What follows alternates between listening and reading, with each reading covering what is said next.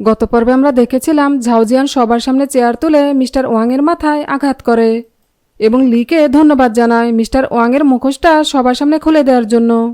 এরপর জিয়ান যখন লিফটের ভেতরে ঢুকে তখন সেখানে লিকের সাথে নিয়ে ঝাউজিয়ানও চলে আসে।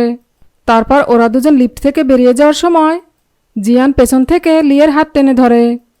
এতে লি জিয়ানের কাছ থেকে ওর হাতটা ছাড়িয়ে নিয়ে ঝাউজিয়ানের সাথে সেখান থেকে চলে যায়।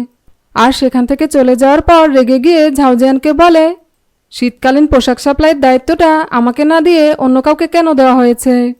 তুমি কিন্তু আমাকে প্রমিস করেছিলে, সেটা কি তুমি ভুলে গেছো? এতে ঝাউজিয়ান বলে, ভুলিনি, আমার সব কিছুই মনে আছে। তুমি কোনো চিন্তা করো না, তোমাকে দেয়া প্রমিস আমি ঠিকই রক্ষা করব। অপরদিকে মিস্টার ওয়াং যখন সব টাকা পয়সা নিয়ে দেশ ছেড়ে বিদেশে পালাতে যায় তখনই সেখানে লি চলে আসে। আর লিকে দেখে মিস্টার ওয়াং যখন ওকে মারতে যায় তখনই লিয়ের সাথে থাকা চিয়ান নামের ছেলেটি ওয়াংকে লাথি মেরে ফেলে দেয়। আর এতে ব্যাগ ভর্তি টাকাগুলো ছড়িয়ে ছিটিয়ে রাস্তায় পড়তে থাকে। আর লি ওয়াংকে বলে, খেলা তো সবেমাত্র শুরু। তোমার কি মনে আছে 8 বছর আগে তুমি আমাকে কি বলেছিলে? তুমি আমাকে বলেছিলে আমি নাকি রাস্তার একটা কুকুর, আমার কিছুই করার ক্ষমতা নেই।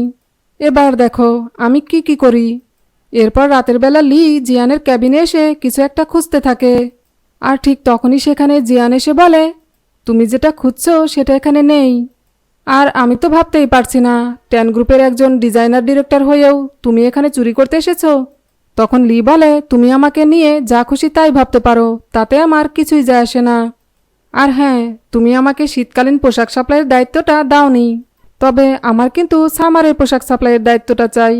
তখন জিয়ান বলে, ঠিক আছে, আমি তোমাকে সামারের পোশাক সাপ্লাইয়ের দায়িত্বটা দেব, তবে তার আগে আমার একটা শর্ত আছে। আর তা হলো তোমাকে ঝাউজিয়ানের সাথে এঙ্গেজমেন্টটা ক্যান্সেল করে দিতে হবে। এতে লি জিয়ানের কাছে গিয়ে বলে, সেটা সম্ভব না। তার কারণ তোমার ভাই এবং আমরা দুজনই একে অপরকে ভীষণ ভালোবাসি। যেটা শুনে জিয়ান ভীষণ রেগে যায় আর জোর করে লিকে কিস করতে থাকে। আর তখনই ওর অতীতের কথা মনে পড়তে থাকে, যেখানে ও লিকে কিস করার সময় লিওকে থাপ্পড় মারে। আর এটা মনে পড়তেই ও লির কাছ থেকে দূরে সরে যায়। আর লিওকে বলে, আমি তোমার ভাইকে শুধুমাত্র প্রতিশোধ নেওয়ার জন্য বিয়ে করছি, আর তুমি আমাকে তোমার সিস্টার ইন ল বলে ডাকার জন্য রেডি থেকো। এই বলে সেখান থেকে চলে যায়। আর বৃষ্টির মধ্যে বাড়ি ফেরার সময় দেখে রাস্তায় মিস্টার ওয়াং দাঁড়িয়ে আছে। আর ওয়াং লিকে খুন করার চেষ্টা করতে গেলে নিজেই পাটকে মাটিতে পড়ে যায়, যেটা দেখে লি বলে, আমি জানতাম তুমি এরকমই কিছু একটা করবে, আর তাই আমি সব ব্যবস্থা আগেই করে রেখেছিলাম। এই বলে ছুরি দিয়ে ওয়াংকে মেরে ফেলার চেষ্টা করতে থাকে। আসলে লিয়ের বাবার মৃত্যুর পেছনে মিস্টার ওয়াংও জড়িত ছিল। তবে চিয়ান লিকে আটকে দিয়ে বলে, ওয়াংয়ের মতো একটা জঘন্য লোককে খুন করতে গিয়ে তুমি তোমার নিজের জীবনটা নষ্ট করো না। এটা শুনে লি ছুরিটা ফেলে দিয়ে সেখান থেকে চলে যায়। এরপর পরের দিন অফিসে লি আর জিয়ান যখন বিজনেসের ব্যাপারে কথা বলতে থাকে তখনই হঠাৎ করে জিয়ান বলে, তুমি তোমার প্রতিশোধের খেলাটা ঠিক কবে বন্ধ করবে বলো তো? এতে লি বলে, যেদিন তুমি তোমার সব কিছু আমাকে হ্যান্ডওভার করে দেবে সেদিন। তখন জিয়ান বলে, ঠিক আছে, তাহলে আমিও তোমাকে 2টো অপশন দিচ্ছি। জিয়ানের সাথে এঙ্গেজমেন্টটা ক্যান্সেল করে দাও, আর আজ রাতে আমার সাথে ডেটে চলো, তাহলেই কেবলমাত্র তুমি যেটা চাইছো সেটাই হবে। এতে লি বলে, সরি, আমি তোমার সাথে যেতে পারবো না, কেননা আজ রাতে আমি তোমার ভাইয়ের সাথে ওয়েডিং ড্রেস ফিটিং করাতে যাব। আর তখনই সেখানে লিনজি নামের একটি মেয়ে এসে লিকে বলে, আজ থেকে আমি তোমার অ্যাসিস্ট্যান্ট হিসেবে 24 ঘন্টা তোমার সাথেই থাকবো, আর আমাকে জিয়ান হায়ার করেছে। এটা শুনে লি জিয়ানকে বলে, তুমি শুধুমাত্র আমার ওপর নজর রাখার জন্য এই মেয়েটাকে হায়ার করেছো তাই না? এতে জিয়ান বলে, হ্যাঁ, একদম ঠিক ধরেছ। এরপর লি ঝাউজিয়ানের সাথে ওয়েডিং ড্রেস ফিটিং করাতে আসে।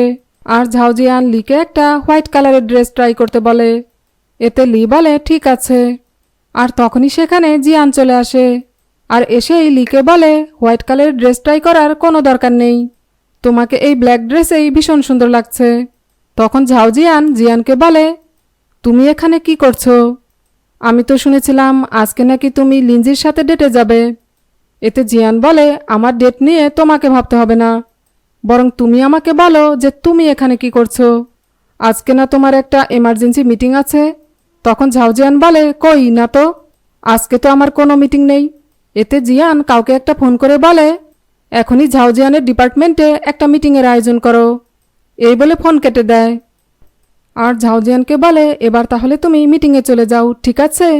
যেটা শুনে ঝাউজিয়ান রেগে গিয়ে জিয়ানকে কিছু বলতে যাওয়ার আগেই লি ঝাউজিয়ানকে বলে, ঠিক আছে, তুমি বরং আগে তোমার মিটিং শেষ করে এসো, আমি তোমার জন্য অপেক্ষা করব।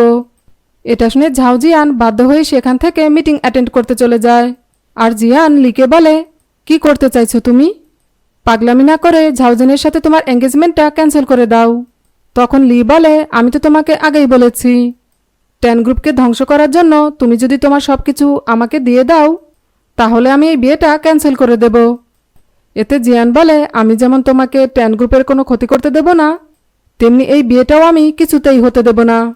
প্রয়োজনে আমি সব কিছু জ্বালিয়ে দেব, আর সেখানে যদি কোনো ডেড বডি পাওয়া যায় তাহলে সেটা হবে তোমার আর আমার ডেড বডি।